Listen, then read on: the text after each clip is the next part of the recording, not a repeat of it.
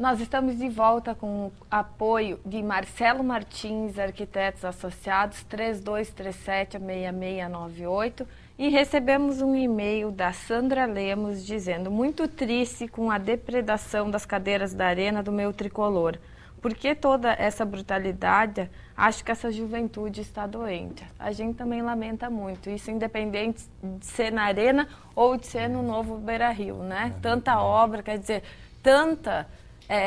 tanto cuidado em se fazer em 2 estádios tão lindos, mas infelizmente é uma questão educacional. A gente também lamenta muito aqui. Sim. Ontem, doutora, eu recebi um e-mail da Daiane Petri, que é lá de Três Coroas, filha de um grande empresário lá do setor calçadista, porque a gente quer trazer, eu estou tentando negociar para ela vir aqui, né, a gente convida, não só política, não só jurídico, não só saúde, a gente quer saber do setor empresarial.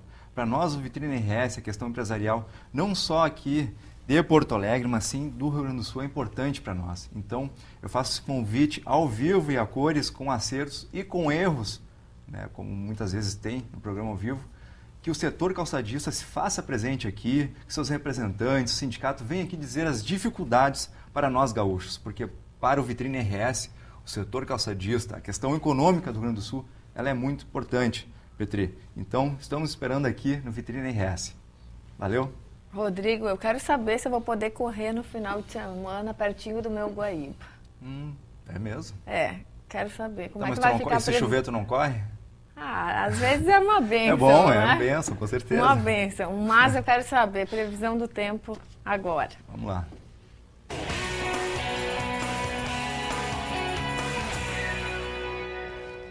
Então, nessa quinta-feira, chegando já ao fim, teremos aí máximas de 28, mínimas de 20, tempo estável. Na sexta-feira, máximas de 29, mínimas de 16, tempo continua bom. E no sábado, máximas de 31 e mínimas de 21. Chuva à tarde e à noite, vai esquentar, porém, vem a chuva. Porém, independente, aquele chimarrãozinho do dia a dia do gaúcho é a dica de sempre. E vamos agora para a agenda, para a agenda cultural não, vamos aos índices, né, econômicos. Vamos lá.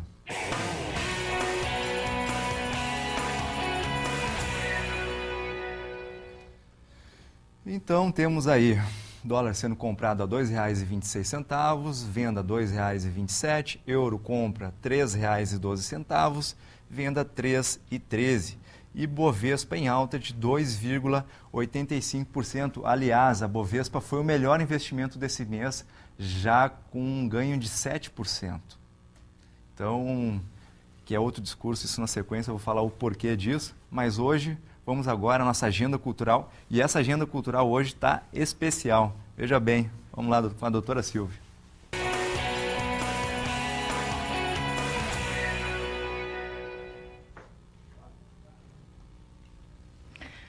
A nossa agenda cultural de hoje, o Vitrine RS tem o maior orgulho de trazer para você que mora aqui em Porto Alegre, que não mora aqui em Porto Alegre, mas que vem no final de semana passear, que é a Páscoa Solidária. Nós temos a honra de receber 3 jovens que estão lutando por uma causa muito maior.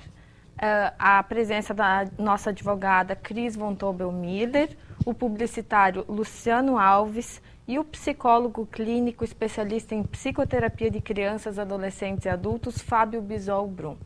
Muito obrigada pela presença de vocês. E nos contem, por favor, o que é mesmo essa Páscoa Solidária, qual é o objetivo desse evento em Porto Alegre? Então, bom dia. Antes de mais nada, eu queria agradecer a presença aqui no programa.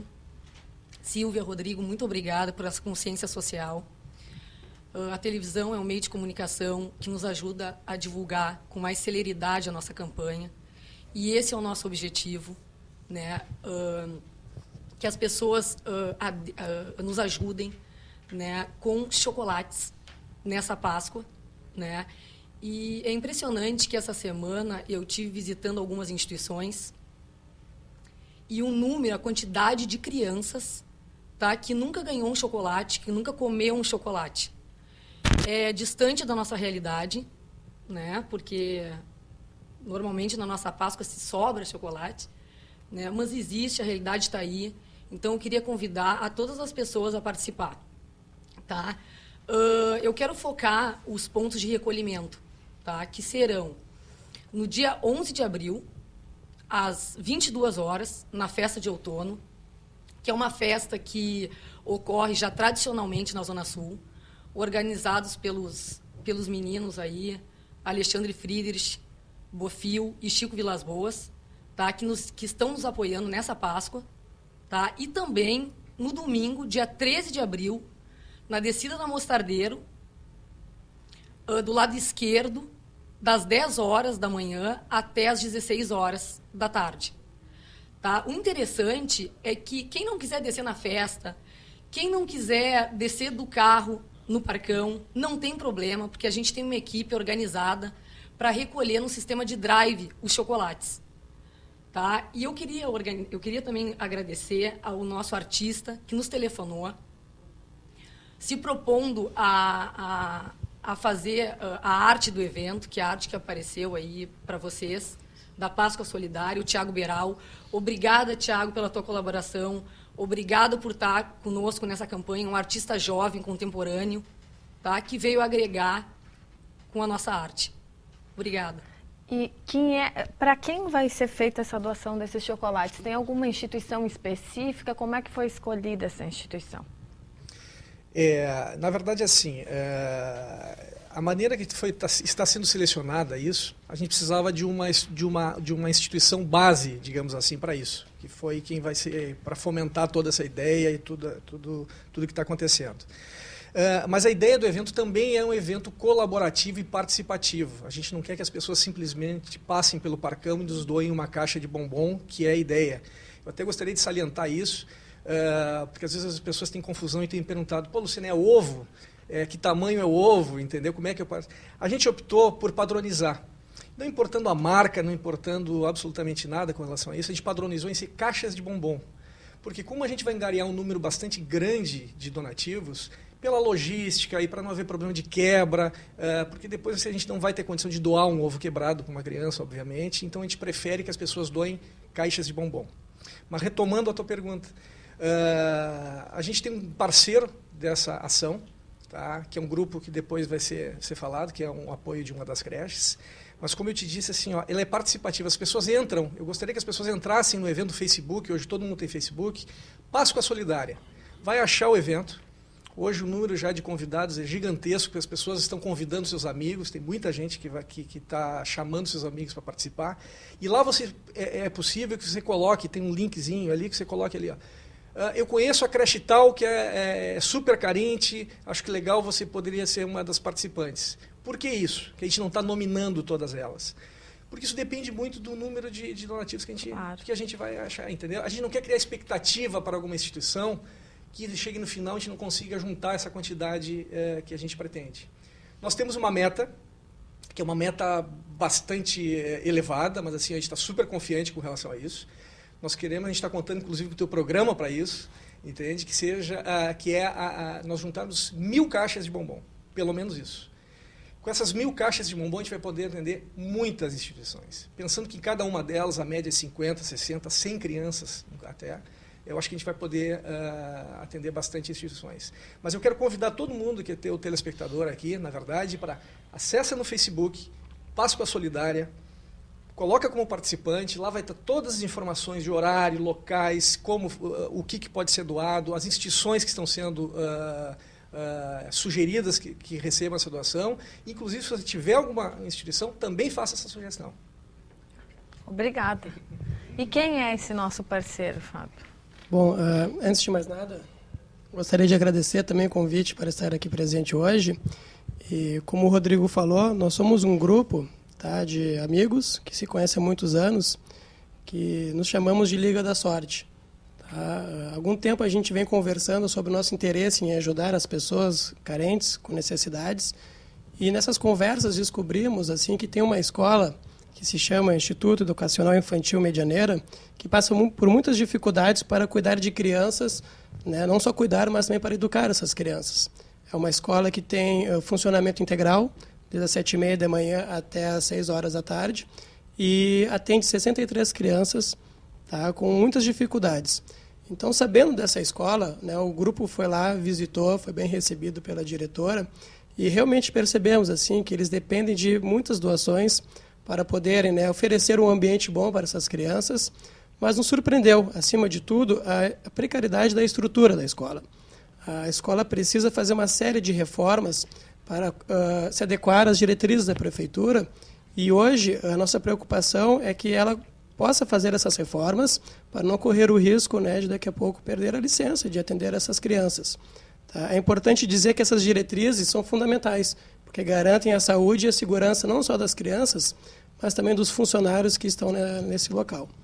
Bom, depois dessa visita, né, formamos o grupo Liga da Sorte e realizamos um evento beneficente, onde arrecadamos R$5.000, né, assim, um evento que teve participação de 94 colaboradores, e foi um encontro que aproximou, né, acredito, a Liga da Sorte da Páscoa Solidária, porque a Cris estava presente lá, conheceu o nosso grupo, né, viu o nosso interesse, nosso objetivo, né, e veio então esse convite para nós também contribuirmos assim com essa proposta deles da Páscoa Solidária. Tá? A nossa instituição, o nosso grupo, acredito que vai ajudar da seguinte forma: nós vamos comparecer, né, ao posto de arrecadação, vamos pegar as doações, os chocolates, e vamos distribuir primeiro, né, nessa escola que está precisando realmente, né, de muita assistência. Tá? Mas nós achamos importante, né, nós, eu digo, a Liga da Sorte e também o pessoal que está organizando a Páscoa Solidária, que não somente a doação por si só seja o diferencial, né, na nossa atitude, que já é algo muito importante, poder doar algo assim que outros não têm, que a gente possa oferecer. Mas nós queremos também criar assim, um momento de distribuição assim que seja um momento prazeroso para as crianças, um convívio social, um momento de aprendizagem, assim, de relação, né, que isso falta muito realmente assim para essas crianças, né? Por exemplo, né, eu me lembrei agora que teve uma ação muito parecida no Natal com essa instituição, que as crianças ficaram muito surpresas, não pelo presente que receberam, mas sim pelo fato dos presentes estarem embrulhados. Então, tu imagina a importância, né, que tem poder, né, oferecer esses chocolates para essas crianças e criar junto assim uma atividade recreativa, lúdica, essa experiência de convívio social. Né? Só para frisar também assim, a respeito da Liga da Sorte, acho importante destacar que nós temos interesse primeiro, né, assim, poder ajudar na estrutura da creche, garantir então que ela se adeque às diretrizes, mas num outro momento, como nós somos assim um grupo de amigos e vários amigos assim atuam em diferentes áreas profissionais, também queremos oferecer serviços, né, de acordo com a profissão de cada um. E quem sabe em outras atividades possamos também somar, né, nossas forças, né?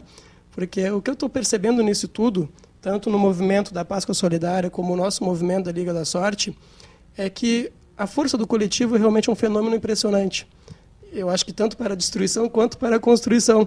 E nesse caso, nós estamos somando a força de cada um, o esforço que cada um pode fazer, seja doando então o chocolate, seja então indo até o local e poder fazer, né, esse momento algo especial para as crianças, seja de qualquer forma, como for possível, o esforço de cada um se soma e forma uma força muito interessante, que é esse papel do coletivo. E eu acho importante destacar isso, né, que no evento de vocês é importante tanto a pessoa que vai lá e faça a doação, como a pessoa que vai recolher, que vai distribuir, né, que vai se envolver na organização. Enfim, é o esforço de cada um realmente que me chama a atenção. Então eu vou fazer aqui no ar um desafio.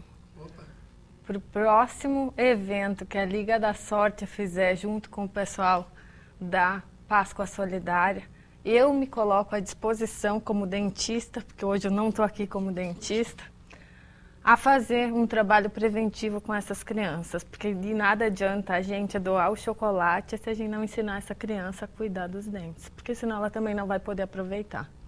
Então eu deixo isso aqui no ar, estou registrando e peço sim a colaboração de você, telespectador, que se una a essa causa.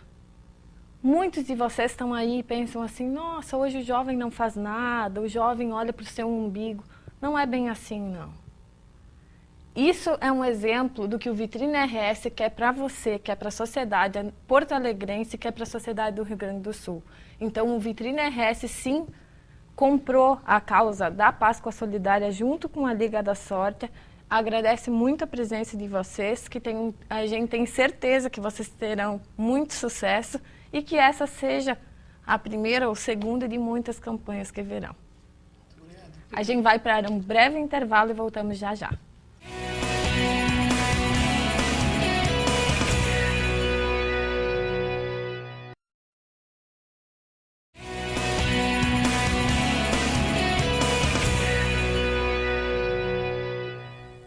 Nós voltamos hoje com um quadro do Vitrine RS com o apoio de Sulina Iluminação e Material Elétrico na Pernambuco 2323, telefone 3222-8805. E hoje nós temos um tema extremamente importante, que é a questão da segurança pública. Um tema que envolve toda a população gaúcha e que nós temos a honra de termos o presidente da Associação dos Oficiais da Brigada Militar, Dr. José Carlos Ricardo Guimarães, muito prazer e obrigada por ter aceitado o convite do Vitrine RS, e o Dr. Alexandre Oliveira Soares da Silva, advogado. E nós começamos fazendo uma pergunta com relação à questão das empresas privadas de segurança. Nós sabemos que existem, pelo menos segundo os dados da FenaVist, mais de 3.121 empresas em funcionamento no país, movimentando mais de 36 bilhões de reais. Caros doutores, terá a segurança pública se transformado em um negócio, já que as políticas nesse sentido parecem ser paliativas, no sentido de que as empresas privadas tomaram conta disso e hoje o cidadão é quase obrigado a contratar uma empresa privada para cuidar dos seus bens, quer dizer... E aí, doutor? Eu acho que falando nesse assunto, eu até não sabia que assunto a gente ia tratar hoje, eu sabia que era segurança, mas não sabia. Mas me ocorre a seguinte ideia. Eu acho que nós estamos vivendo, eu acho, não tenho certeza, nós estamos vivendo o caos, assim. É o quadro da dor sem moldura, quando a gente fala em segurança. E, na realidade, quando a gente ouve esse dado, eu não tinha esse dado, pelo menos familiar, assim, próximo, me parece que nós estamos vivendo, assim, uma realidade até de inconstitucionalidade. Porque a Constituição do país diz que a segurança pública é um direito do cidadão e um dever do Estado. No momento em que o cidadão tem que acorrer eu diria que, não me leve a mal, as pessoas não me interpretem mal a segurança privada. No momento que nós temos que recorrer ao privado, porque o público a quem eu tenho direito não me atende, né? Quer dizer, no momento que eu tenho que pagar um médico particular porque o SUS não me atende, é mais ou menos a mesma coisa, ou seja, o Sistema Único de Saúde não me atende, eu estou à beira da falência. Eu tenho que desacreditar num Estado que não me proporciona aquilo para o qual ele é obrigado por Constituição, e mais que isso, eu pago por isso. Eu e todo o povo paga. Então, na realidade, é indisfarçável que o cidadão hoje vive com medo. É indisfarçável que quando um filho da gente diz que vai comprar na esquina, ele vai ali no shopping comprar um chinelo, que a gente tem o medo que ele não volte. Que ele não volte por quê? Porque Deus não deixou, não, que Deus não conseguiu proteger. Quem é Deus na Terra? A polícia. A segurança é precária. Os governos fazem discursos muito bonitos, mas eles têm atitudes absolutamente... usam as palavras para encobrir aquilo que não fazem, para disfarçar o que não fazem. Se preocupam com segurança. O próprio governador, esses dias, diz que o problema da segurança não é com polícia, que é com o judiciário, que o judiciário muito frequentemente permite ao cidadão exaurir as suas possibilidades de defesa. Isso eu acho até um bom sinal, isso é sinal de democracia. O que existe sim é que o governo tem que se preocupar com segurança, mas não é se preocupar e perder o sono, é ficar bem acordado e, de alguma forma, tratar a segurança como ela merece. A forma com que se trata a segurança não disfarça a preocupação que se tem com segurança. No momento que tu não tem um orçamento próprio para a segurança, no momento em que tu dá as costas para o que está acontecendo na violência. No momento que nós temos ainda correntes que entendem assim. Por exemplo, eu agora estou pretendendo fazer um comercial, entre aspas, um institucional da minha associação. Eu estava pensando até fazer alguma coisa tipo uma blague, uma piada. Olha, a Brigada Militar prendeu um marginal que matou uma determinada vítima. Chama os direitos humanos para defender o marginal. Vamos chamar, corram e chamam os direitos humanos para defender o direito do marginal. De tão corrupta que está a nossa consciência, e vejo que os direitos humanos, uma gentalha, não todos os direitos humanos é uma coisa que eu tenho treinamento para valorizar, até porque eu sou médico, então para mim direito humano é o direito à vida, o direito a ir e vir, para mim é sagrado, é pétreo. Mas agora sim, chama os direitos humanos para quê? Para apoiar a polícia, que agiu bem? Não chama os direitos humanos para sair do lado de quem matou, de quem estuprou, de quem agrediu, de quem debochou. Então, há uma corrupção com algum interesse secundário de alguma ordem de instalar a desordem, a anarquia. Então, se incendeiam containers, se matam pessoas, se estupram crianças, e os direitos humanos vão direto a correr, como se nós, as pessoas que nos conduzimos bem, que temos a culpa de ter prosperado, muitos prosperaram às vezes das dificuldades dos seus pais, que fizeram sacrifício. Então hoje não raro o filho de uma faxineira é um advogado, é um médico, é um engenheiro. Não tem culpa por ter feito esforço. Hoje nós temos o ministro do Supremo Tribunal Federal, é um negro que foi pobre e que prosperou. Então é porque ele teve esforço. Teve suor. Ele é um homem que... O Colares, outro homem que havia algum tipo de racismo no país no passado, foi um governador que vendeu laranja e tal. Então não é desculpa, e nós não temos culpa daqueles que usaram das suas tragédias a mote para fazer a tragédia dos demais. Nós temos que enaltecer, glamorizar aquele sujeito que emergiu, que ele, apesar dos apelos para a delinquência, ele foi para o lado do bem, que ele é um ser que usou, é como um cirurgião. Há quem diga lá psicanaliticamente que o cirurgião ele tem um potencial agressivo muito grande, só que ele usa o bisturi para cortar, para restabelecer a vida. Eventualmente ele poderia usar a sua agressividade para esfaquear. E assim sendo, eu acho assim uma corrupção quase que nacional, corrupção no sentido mais amplo, não no corrupção do desvio, da propina. Está corrompida a sociedade quando ela precisa. Ela tem o direito à segurança pública, ela tem que ter pitbull, tem que ter cerca elétrica, tem que ter alarme, tem que ter guarda particular, e assim mesmo quando tudo isso falha, quando às vezes o pitbull morde ela, o guarda que é feito para... que é contratado para protegê-la, acaba assaltando ela. Por exemplo, na minha rua, eu moro aqui na Zona Sul, a minha filha, papai, que bom, agora temos guarda de guarda, mas tem que te cuidar com o guarda também, porque a gente não sabe de onde vem, eu não sei os critérios que ele é. Então é o seguinte, a segurança está caótica, o governo tem que investir, é problema de legislação? É, mas é um dos problemas. Isso é mais velho que andar para frente, que segurança se resolve a longo prazo com educação, com saneamento. Mas nós não podemos jogar para a educação e dizer assim, historicamente vem mal. Historicamente não pode ser escudo para a gente não fazer uma história melhor. Historicamente a segurança está piorando. Que bom, né? Que legal, vamos festejar. Parabéns a você que está pior. Não, historicamente está ruim e nós queremos mudar a história. Como é que a gente faz? Exigindo dos governantes que eles nos devem. Eles têm que parar de nomear CC, eles têm que parar de encherem de secretários, eles têm que parar de roubar, de vender a Petrobras, ou fazer esses negócios da Petrobras de uma forma que a população toda pague. Aí acho que temos uma saída. Nós da Brigada Militar temos o viés de defender o cidadão mesmo com risco ou até mesmo com sacrifício da própria vida. Nós não vemos uma preocupação. Vamos dar uma tapeadinha nesses brigadianos aí, vamos deixar como está. Não, precisa sim, precisa. Ao invés do helicóptero da polícia estar voando para o governador entregar 2 viaturas lá em Cacimbinhas, esse helicóptero tem que estar policiando.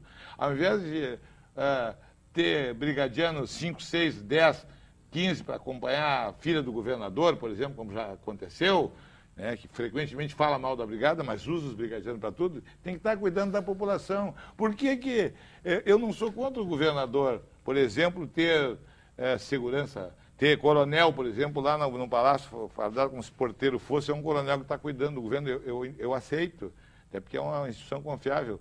Mas o problema é o seguinte, mas depois eu digo que eu não tenho meios para cuidar da tua família. Hoje, por exemplo, o dia de hoje, o comandante da brigada está lá enaltecendo, pelo que eu tenho notícias, se eu estou mentindo é por informação equivocada, os 600 brigadianos que estão lá dentro do presídio central, que estão lá de alguma forma e vão ainda dizer assim, muito obrigado, senhor, porque eu ganho alguns pilas para viver preso, porque eles vivem presos, né? Eles vivem num semi-aberto, é um semi-fechado, que eles vivem o dia inteiro, estão mais presos que os presos, para ganhar algum. Não deviam estar lá, eles tinham que estar cuidando aqui. Porque lá tem agentes penitenciários que estão até humilhados, no sentido de eles eram para estar sendo usados como agentes penitenciários, os agentes penitenciários. Médico é para cuidar de saúde, agente penitenciário é para cuidar de presídio, brigadiano é para fazer polícia preventiva. Há uma disfunção geral, há uma aberração total. Isto não dá mais, isso só tem um jeito da sociedade. Sem incendiar container, sem ferir cavalo da brigada, sem atirar paralelepípedo na cabeça dos brigadianos, nós temos que aumentar a população policial, dar-lhes condições, dar-lhes substrato e não tolerar nenhum desvio da polícia em exagero contra o cidadão, porque a única razão de existir da polícia é cuidar do cidadão. Policial fardado, nem mesmo feio pode olhar para o cidadão, ele pode olhar feio se ele estiver de mau humor quando ele estiver lá passeando. Mas ele fardado, ele tem que aparentar proteção e não aparentar truculência e ser amedrontador. É isso que eu tenho para dizer. Bom, doutor Guimarães, também agora está acontecendo um fato aqui no Rio Grande do Sul. Como é que é a separação dos bombeiros da brigada? O que o senhor poderia não para nós e para os nossos telespectadores, qual é a sua opinião sobre esse fato? Toda vez que tu tens junto a ti, em primeiro lugar é constitucional. A Constituição diz que a segurança pública será, lá no artigo 144, provida, não é o termo provida, mas provida pelas polícias e tal, polícias militares e bombeiros militares. Então é constitucional que os bombeiros sejam uma instituição à parte. Aqui, tradicionalmente, a Brigada Militar é um dos poucos estados que mantinha os bombeiros acomodados na brigada, numa mesma estrutura, até de alguma forma muito afetiva, né, com os bombeiros. Bombeiros é assim, é o nosso irmão, vamos dizer assim, para não dizer que somos nós mesmos, mas é o nosso irmão mais simpático, mais heróico, é quase um semideus, né? É um anjo, né? O anjo das horas difíceis, o amigo das horas difíceis, né? O amigo certo das horas incertas. Só que isso tem um limite. E os bombeiros cansaram de reivindicar. Existem coisas absolutamente assim surreais. Houve o problema lá da Boate Kiss. 8 meses depois houve o problema do mercado público. Felizmente foi só prédio ainda reconstituível. Me lembro até na noite, eu estava lá presente, eu estava em loco. No primeiro momento assim, eu fiquei meio chocado. O mercado, que eu me criei vendo o mercado, depois digo, se tiver que demolir o mercado, fazer outro, as favas, piores foram as vidas que foram perdidas lá na Kiss. Então ficou tão pequeno para mim, eu estava mais preocupado com o bombeiro que estava quase pendurado pela cola, que não tem, na ponta da escada para tentar salvar o prédio. Mas é o seguinte, o que eu acho assim, que os bombeiros... chegou num ponto em que os bombeiros não... houve a Kiss, houve o mercado público, 2 dias depois, Sua Excelência, o secretário de Segurança Pública, até disse que eu sou contra o governo. Não sou contra o governo, eu acho risíveis as declarações dele. Quem é que não está contra a insegurança? Só quem não está, só quem perdeu o juízo. Né? Quem é que não está contra a insegurança? Bom, então é o seguinte, então eu não tenho nada contra o governo Tarso. Eu tenho contra o Estado, que está o Estado com o governo Tarso, como esteve já em outros governos. Está piorando, né? Então, o que aconteceu?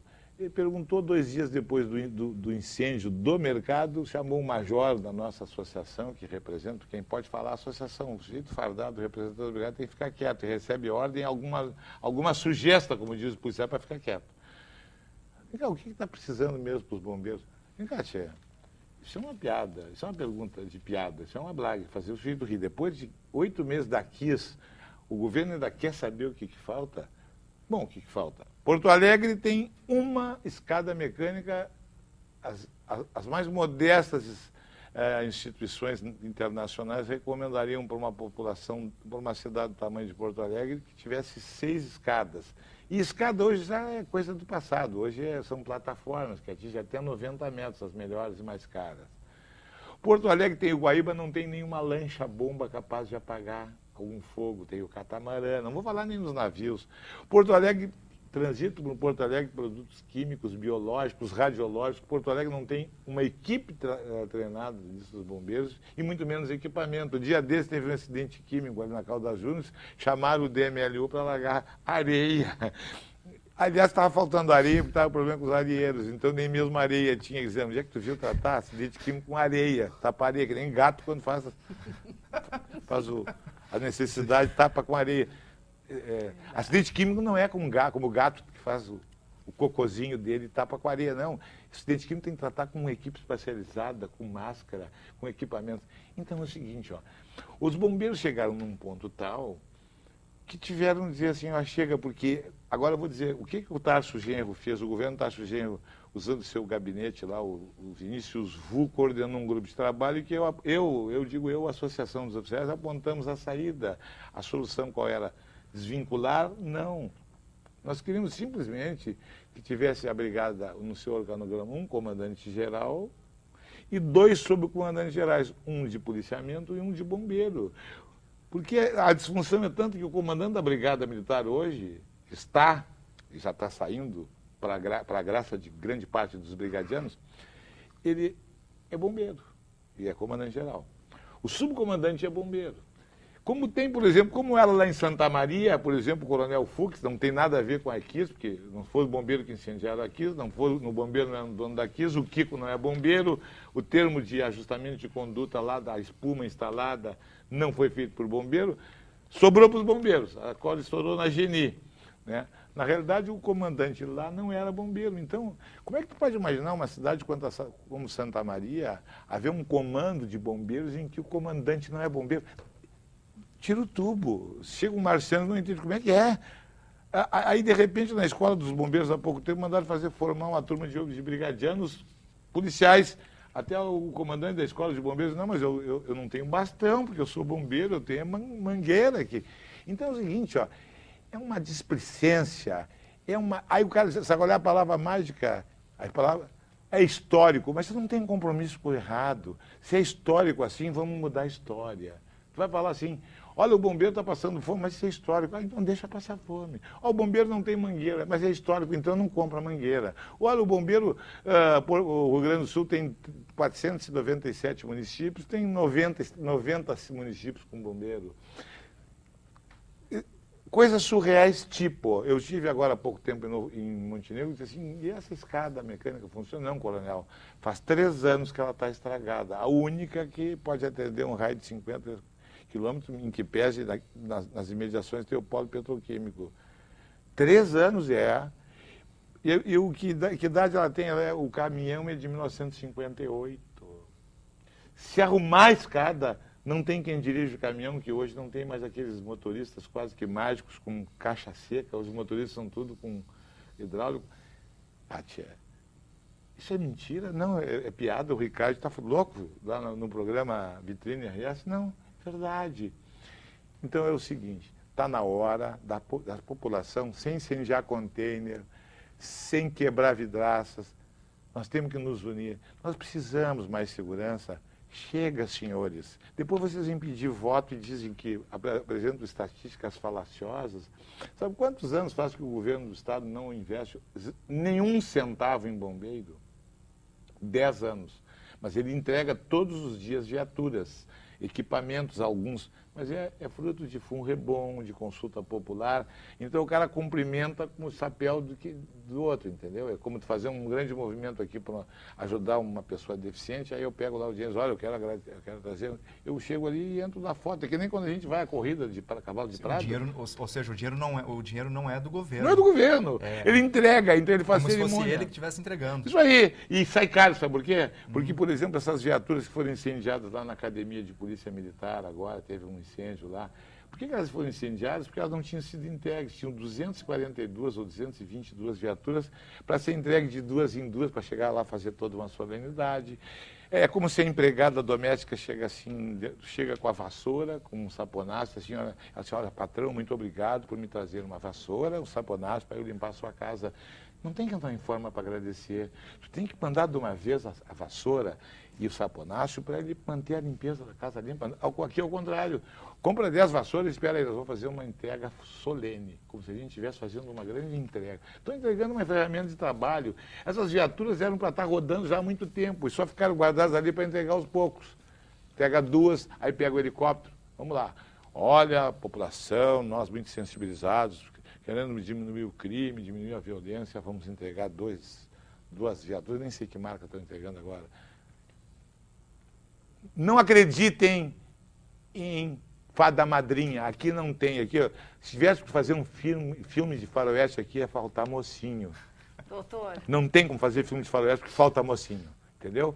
Nós temos que ter muita clareza nisso, nós temos que exigir dos governantes, o papo não adianta, a gente tem que mostrar assim, abre a 0 hora, abre o Correio, abre o Sul, abre o Metro e vê, abre o Jornal do Comércio e todos os jornais, e aí tu vê assim, não adianta, quanto a fatos não há argumentos, a violência está cada vez aumentando mais,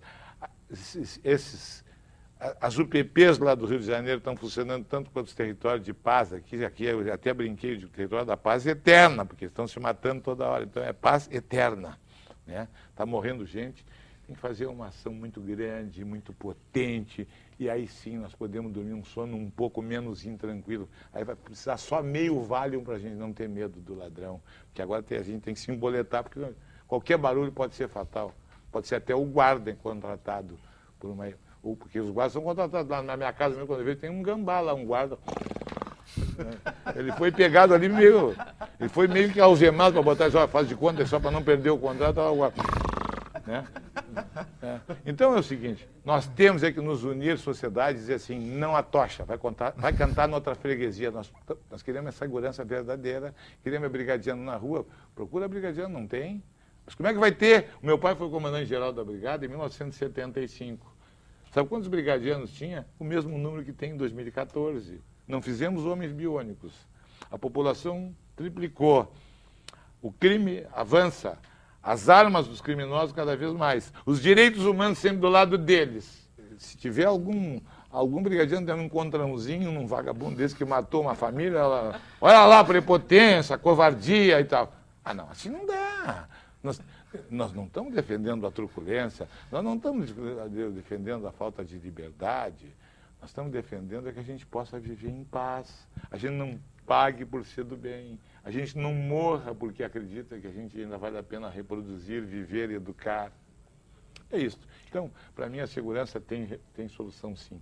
A sociedade tem que exigir de uma forma não violenta, mas muito incisiva, muito... verdadeira. Foi quando eu me candidatei a ser presidente da Associação dos Oficiais. Eu disse, eu só quero uma coisa, se vocês me elegerem, eu vou falar a verdade, doa quem doer. E tenho falado na mídia, tenho escrito, tenho dito, como agora. Não perco o microfone, não posso ver microfone, que eu quero de alguma forma. Eu já estou microfonófilo. Eu vou na Rua da Praia esses dias, de repente, fui me aproximando assim, como quem não quer nada, eu digo, pode ser que me falem sobre segurança. Era sobre... O ronco e a disfunção sexual. O senhor acha que quem ronca tem algum problema sexual? Eu não sei porque eu não ronco. Mas eu estava louco que a pergunta fosse sobre segurança, que eu ia dizer isso que eu disse aqui, tenho dito, repetido, já estou até enjoado de dizer, e cada dia a gente tem um fato novo. Hoje, então, está sendo comemorado certamente com uma bondade enorme do governo, quase como uma dádiva, que aqueles brigadianos passam presos lá, ganham um pouquinho mais e ficam ainda, precisam um padrinho para estar lá, porque o sujeito, a necessidade é mesquinha as pessoas. Então, para ganhar mais 500, 600 reais, ele fica preso, mais que o preso, lá cheirando fezes dentro do Presídio Central, que lá tem cheiro de fezes a céu aberto em qualquer lugar, até no salão de festas. Fui numa solenidade dessas, esses dias lá, convidado, cheguei lá, fiquei horrorizado. Como é que esses brigadianos aguentam? Os presos ainda têm, ainda cometeram o crime, agora o brigadiano para ganhar 500, 600 pilas, fica cheirando a fezes humanas. Vai lá, é um horror, nem bom ar tira, não tem como. Só tendo a anosmia, que é a perda do olfato, entendeu? Realmente é uma tragédia. Temos que mudar. Temos que apiar esses atochadores daí e cuidar para não botar uns mais atochadores, né? Porque também o papel aceita tudo e o discurso é muito... Nós temos que criar uma indignação permanente na sociedade. Chega de tratar as professoras como trato, sei o piso, chega de tratar os brigadianos, não é porque eu seja brigadiano, hoje sou mais cidadão, como segurança de segunda, seja de prometer e não cumprir. Até hoje à tarde eu tenho um encontro com o Palácio Piratini, isso que eu estou dizendo eu vou repetir lá para eles, com mais dados, com mais detalhes. Mas isso que o senhor acabou de falar aqui no Vitrine RS, eu já ouvi uma rádio, uma das melhores rádios aqui do Rio Grande do Sul, o senhor falar o mesmo discurso. Com a mesma coerência. Então, eu tenho certeza que o senhor vai... Né, a mesma coisa. Até por isso que eu fiz a pergunta dos bombeiros, nem estava aqui. Até o senhor falou, foi mais da questão, a pergunta como é que está os equipamentos, como é que está a manutenção, se tem investimentos, né, em infraestrutura dos bombeiros. O senhor falou a mesma coisa, então tenho certeza que o senhor efetivo precisa 4 vezes de efetivo. 4 vezes de efetivo, tem 1/4. Porto Alegre tinha que ter 30 estações de bombeiro, tem 12, frequentemente 4 fechadas, tem 8. Num dia de jogo, por exemplo, um jogo que teve na Arena, acho que era Grenal, eu pouco acompanho futebol, não tinha viatura de bombeiro, tiveram que pegar da escola de bombeiro. Kátia, então, como eu digo para minha mulher, às vezes eu estava dizendo para ela, eu digo assim, às vezes a gente está sobrevivendo só por sorte. Deus nos livre um incêndio, como no mercado público, na Santa Casa de Misericórdia. Tinha morrido a metade dos pacientes. E o governo vai dizer, mas pois a gente está preocupado, mas preocupação não adianta, tem que tomar atitudes. A preocupação não adianta. De bem intencionados, o inferno está lotado e tem fila para entrar. Principalmente quem dá discurso de boa intenção. Nós temos que ter atitudes. E tem dinheiro. Tem dinheiro tanto para fazer um estádio lá no Amazonas que era capaz de construir quantos hospitais, quantos indivíduos que precisam de transplantes na fila do SUS. O que a Dilma, a companheira Dilma, mandou para reerguer o estádio, o mercado público, 22 milhões, parece até muito, eu achava que era mais, mas não, 22 milhões. Com 18 se reequipa Porto Alegre com equipamentos de bombeiro, pelo menos os mínimos. Ela mandou 22 para reerguer só. Então é falta de vontade política. Eles não querem, eles contam com a sorte. Eles não querem investir naquilo que protege a população, eles querem investir naquilo que convence a população que eles são bons. Eles pegam tudo aquilo que ajuda a população, todos os recursos que ajudam a população e eles investem, esse é o meu sentir. E eles investem naquilo que convence a população. Então as palavras servem para esconderem o que pensam. Outra questão importante, né, doutor, é a questão, na verdade, do sistema penitenciário. E aí a gente sabe que, por exemplo, em países nórdicos como Suécia, Holanda, muitas prisões foram fechadas, por exemplo, ano passado, pela falta do número de presos. Quer dizer, será que o sistema penitenciário, carcerário do Brasil, ele promove a reabilitação do preso? Será que deve? O que o senhor acha, doutor Alexandre? Na verdade, a questão dos presídios terem sido fechados ou esvaziados por falta de presos nos países nórdicos é uma questão que a sociedade lá tem um modelo diferente do nosso. Nosso país é um país tropical, periférico, onde efetivamente a criminalidade vem crescendo de maneira assustadora. Ontem nós tivemos aqui em Porto Alegre mais uma manifestação pela diminuição do valor da passagem. Foi usado um grande efetivo da polícia. A violência está cada vez mais perto de nós. Mas voltando ao assunto que tu me questionou, essa questão de fechamento de presídios tem a ver com o modelo de sociedade. Enquanto aqui no Brasil não houver uma conversa séria, respostas relativas à questão das políticas sociais para menores de idade, houver uma reforma penal, houver uma reforma no judiciário, que pare dos presos continuarem dando ordens de dentro do presídio, nada pode ser conversado. Nós tivemos na Califórnia, enquanto o Schwarzenegger era governador, ele enfrentou um grande problema, onde a superlotação dos presídios na Califórnia chamou a atenção da população. Os albergues que tem para os presidiários na Califórnia suportavam 80 mil presos e estavam, na época, com 160 mil presidiários. O governador tentou exportar os presos para o México, e aí quando você fala que os presídios nos países nórdicos estão vazios, logo vem a nossa cabeça, vamos exportar os nossos presos para lá. Se nós temos dificuldade aqui no Brasil para instalar um novo presídio, digamos, ali em Campo Bom ou em Novo Hamburgo, a sociedade toda se revolta, que dirá, imagina, nós pretendermos exportar os nossos presos para esses presídios que estão sendo esvaziados. Eles querem extinguir os presídios de uma forma que não haja essa necessidade, que o controle seja feito da criminalidade de outra forma, que é investindo em educação, saúde, habitação, dando possibilidade para que os fatores que produzem a violência sejam extintos e, consequentemente, chegar ao nível de violência zero. Né? Todavia, a violência ela é inerente ao ser humano, como bem colocou o doutor, ela está presente dentro das pessoas. É difícil, muito difícil, quando se levar um tapa, oferecer o outro lado para levar um outro tapa, né, e não tomar nenhuma atitude. O ser humano efetivamente quer ver que aquele menor que cometeu um crime, que tem 16 anos, ele seja preso. Mas como é que nós vamos hoje, sem ter uma política clara quanto à redução da maioridade penal, como é que nós vamos hoje colocar um adolescente para conviver dentro de um presídio caótico, insalubre, com os mestres, com os professores, porque os nossos presídios, infelizmente, eles não reabilitam, eles, pelo contrário, eles estão qualificando. Então, se houver a redução da maioridade penal, nós vamos chegar ao ponto que vamos colocar adolescentes nesse ambiente com os profissionais. Então, aí não vai ser nem escola do crime, aí vai ser universidade do crime, eles vão para os presídios para fazer pós-graduação. Então, efetivamente, a situação dos países nórdicos é isolada, né? É histórica, né? A questão da criminalidade zero nesses países, em função de que há um grande investimento em educação, né?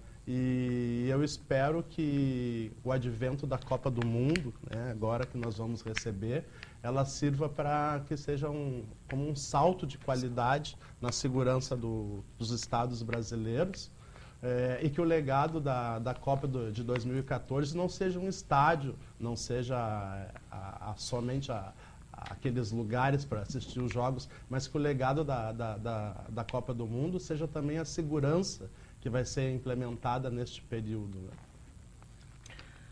Né? O Vitrine RS vai para um breve comercial agora, com apoio de Century 3441-5182. Voltamos já já.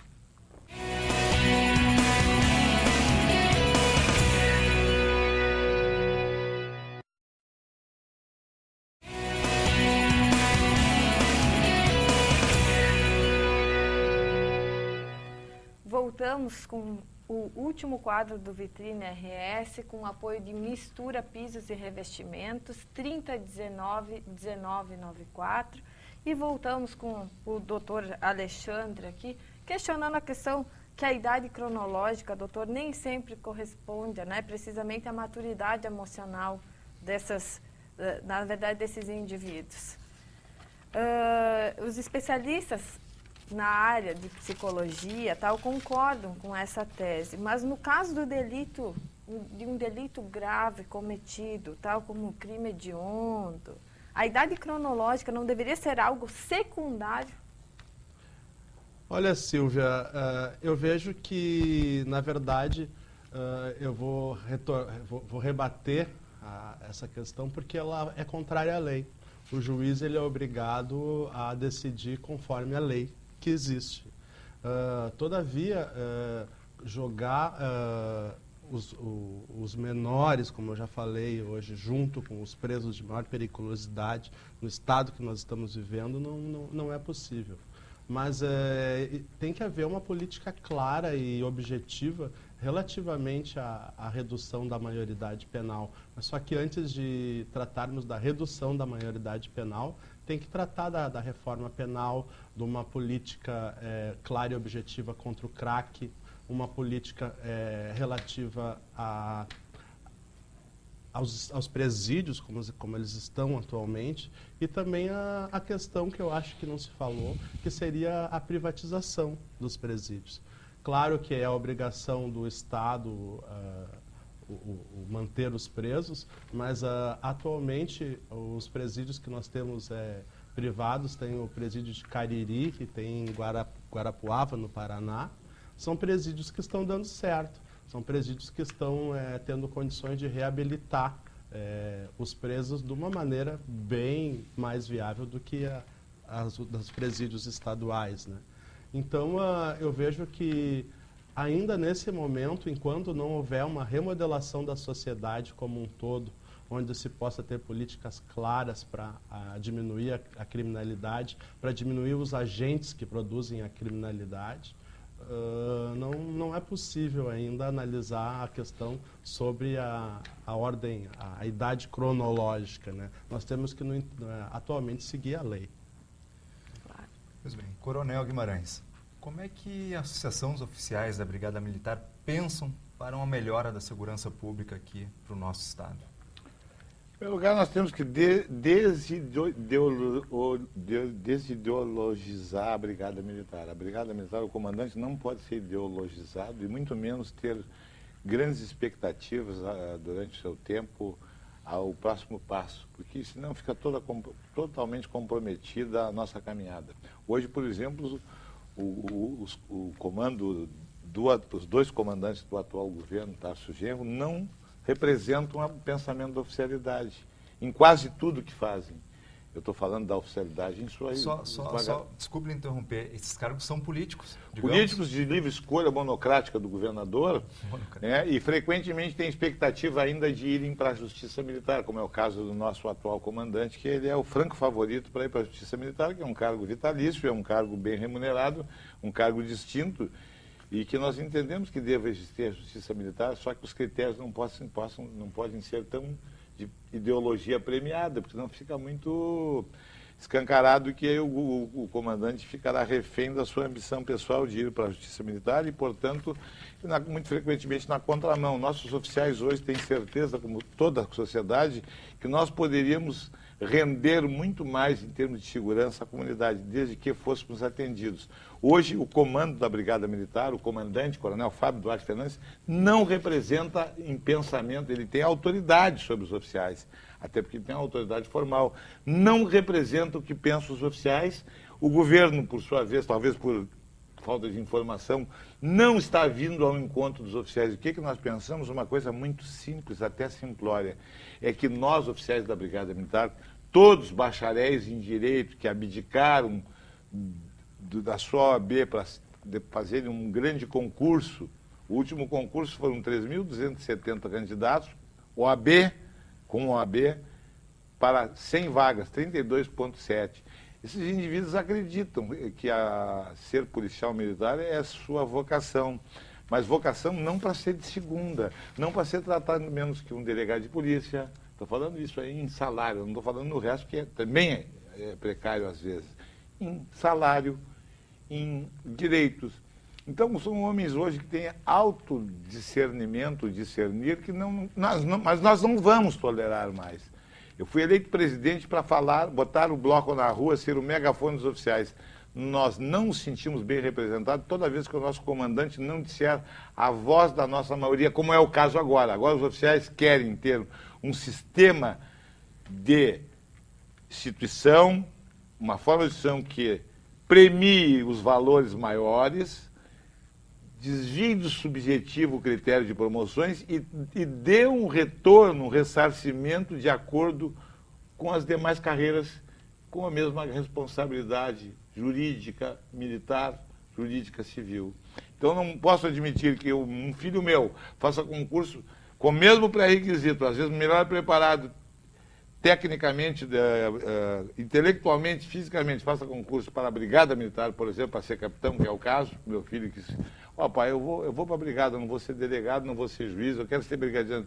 Ó, tu vê bem, é uma opção árdua, é quase um sacerdócio, hein? É quase querer ser padre, né? Assim, de sacrifício. Um padre, só que padre que leva tiro todos os dias e pode atirar eventualmente e ter sua vida encerrada. Vou para lá. Não posso admitir que essa opção custe-lhe, por exemplo, passar metade da carreira, quase toda a carreira, ganhando a metade, quase a metade do que ganha um delegado de polícia. Eu tenho o maior respeito pelos delegados, tenho delegados de alta têmpera, ou ao contrário, eu nunca vi um delegado fazer concurso para ser oficial da Brigada. Eu já vi vários oficiais da Brigada, hoje delegados, ex-oficiais. Por quê? E eu não tenho nada contra delegados, e Deus me livre de obstruir qualquer ambição, qualquer avanço deles. O que eu não posso é ver uma instituição que ela está presente em todos os estados, todos os municípios do Rio Grande do Sul, séria, salvo algum degenerado que tenhamos escondido, porque não passa, nós botamos a mão no nosso degenerado e ele está sacramentado, porque ele não vai ficar entre nós. Lá. Nós purgamos os nossos. Talvez seja uma das instituições que mais cuida um do outro. Persecutória, assim, esse cara aí, o que aconteceu? Até mesmo na ostentação, esse cara comprou uma BMW, ele ganha como eu, como capitão, onde é que ele casou com uma mulher rica, está sendo sustentado por alguém, nós nos controlamos. Então, se tu vê um coronel da Brigada morando numa alta cobertura lá no Moinhos de Vento, não, casou com a filha do fulano, herança do Beltrano, nós nos cuidamos, então os nossos desviados aí tem que ser muito disfarçados, senão eles vão pro ferro. Então é o seguinte, não posso admitir que uma instituição como essa, o sujeito entrega a própria vida, que o sujeito não pode falar, inclusive, há uma inibição de falar, não pode se candidatar, senão ele tem que, de repente, para a reserva, não pode ocupar cargo público. De repente, não posso admitir que esse sujeito ganha metade. Por quê? Por quê? Porque ele optou por ser oficial da Brigada, é um sacerdócio, mas a gente tem que ter família, a gente tem... Então, 2 filhos, repito, um faz concurso para delegado, 3 filhos, um faz concurso para delegado, um para defensor público e o outro para brigadiano. Por que o brigadiano tem que andar de Fuca e o outro tem que andar de um carro melhor? Por que um pode viajar só até Viamão e o outro pode ir aos Estados Unidos ou ao Rio de Janeiro passar as férias? Não pode. Aí diz assim, não, mas é que aquele ali é o que presta menos serviço. É o contrário, nós somos onipresentes, a Brigada não fecha nem nos finados, nem no dia da paixão, ela está ligada sempre. Então, nós queremos um tratamento similar, se não idêntico, similar, uma isonomia moral. Bom, além disso, queremos, assim, retornar à sociedade sem tapar o rosto. Queremos proteger a sociedade está desprotegida. Não adianta pegar e botar um grupo, concentrar dentro da Vila Cruzeiro, como se a Vila Cruzeiro tivesse ali todos os marginais de Porto Alegre dentro da Vila Cruzeiro, é uma forma até de segregar, de estigmatizar, e deixar o restante da Zona Sul desmobiliado do ponto de vista de polícia. Em primeiro lugar, pobre não é bandido. Tem muito pobre que sai da Vila Cruzeiro, tem gente que sai às 6 da manhã e volta às 8 da noite no trem da Central, como diz aquela música do Chico, para ganhar. Então, pobre não é sinônimo de vagabundagem, de pobreza, de banditismo. Não. Aí tu bota ali, o que vai acontecer? Eu tenho certeza que ali não vai ser o lugar onde o marginal vai assaltar. Se ali tem marginal, ele vai assaltar lá na Ganso, que não tem policiamento. Ele vai assaltar aqui no Cristal, fora do território da paz. Isso é papo furado, rapaz. Isso é experiência como fez o Beltrame lá. Quando o Beltrame veio aqui no Rio Grande do Sul e disse, olha, eu lá agora está muito bem, as UPPs. Eu disse, me levantei, está registrado, isso aí tem em documento. Acho que o senhor está na contramão do que a história manda. Não, porque lá eu mando a polícia, te vira, lá o seguinte, o seu policial tem que fazer bico, Sabe o que é bico? Bico é biscate. Sabe o que é biscate? É tu ter mais de um patrão. Sabe o que é ter mais de um patrão? De repente tu é contratado também pelo traficante, pelo sujeito do descaminho, e ele te paga, só que ele te paga 4 vezes mais, porque tu é um cara treinado, tu é ousado, eventualmente tu morre no serviço, porque até porque nem colete tem. Não, senhor, eu disse isso há 2 anos, quando o Beltrame veio aqui. Está fazendo água, estão chamando o exército para subir lá, porque a polícia está pedindo água. Não é assim. Tem uma música do Vinícius de Moraes que eu acho maravilhosa. Fazer samba não é contar piada, e quem faz samba assim não é de nada. Um bom samba é uma forma de oração. Eu diria para as autoridades que aí estão, fazer policiamento, fazer segurança não é contar piada. E quem faz segurança assim não é de nada. Segurança é uma forma de oração. Temos que botar gente competente, séria, que trabalhe com afinco, e mais do que isso, que não seja um mero CC ocupando um espaço, porque ele não se reelegeu vereador, porque ele não se reelegeu. Então, por exemplo, não se reelegeu vereador, tu vai cuidar lá do Parque da Expo Inter. Por exemplo, eu vou dar um exemplo, é Delicial. O vereador Delicial não se reelegeu vereador, está lá, hoje é o xerife lá da Expo Inter. O outro não se elegeu, vamos botar de secretário não sei de onde. Não é assim que a sociedade progride. Tem que botar lá na Expo Inter. Eu não estou contra esse indivíduo. Botar um sujeito ligado à agropecuária.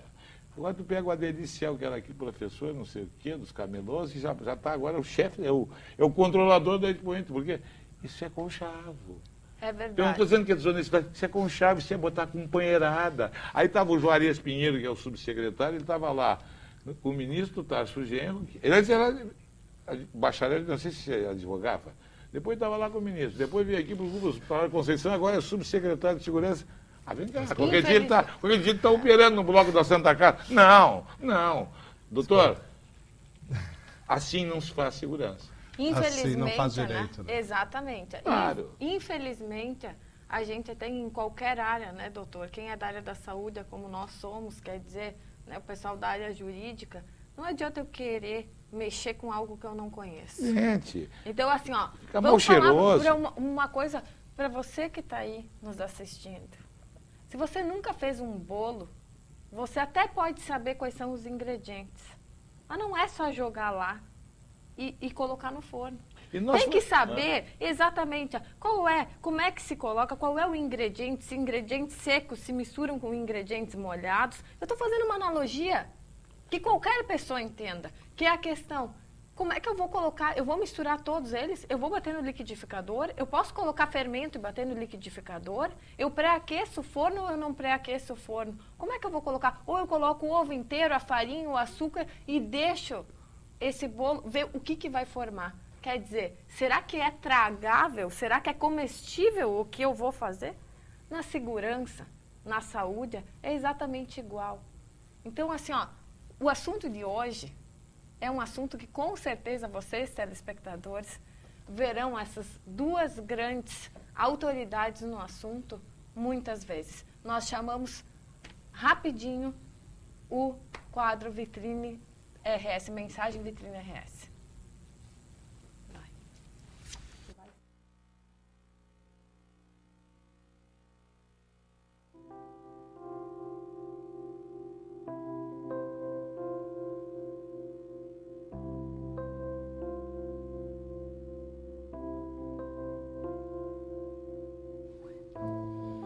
Então, chegando ao fim do nosso programa, faremos um grande agradecimento ao doutor Guimarães, doutor e coronel Guimarães, ao nosso amigo doutor Alexandre, pela grande explanação. Com certeza teremos esse tema novamente aqui no nosso Vitrine RS. E mando um abraço aos nossos estagiários do Fórum de Charqueadas e Fórum de São Jerônimo e a todos os estagiários que serão futuramente, doutor Guimarães, doutor Alexandre, pessoas também preocupadas, talvez um futuro coronel, um futuro advogado, né? Ao Rodrigo, à Mariana e a todos esses jovens que estão nos fóruns e que estão nos acompanhando agora via internet. E hoje, já falando e já chegando ao fim, está estourado o nosso tempo, mas a gente não pode deixar de falar sobre amizade. O verdadeiro amigo é aquele que nos obriga, que nos insiste, que nos leva a um caminho que faz com que a gente seja aquela pessoa aonde a gente tem que ser. Aquela pessoa que nos obriga a ser aquela pessoa, ou melhor, aquela pessoa que nós temos que ser. E deixo aqui um forte abraço a todos. Terça-feira que vem, nesse mesmo programa, canal 11 da NET, no Vitrine RS aqui, canal 55 UHF. Esperamos vocês. E é uma honra terminar essa quinta-feira com a sua presença, nos vendo. Um forte abraço e até terça-feira. Bom final de semana.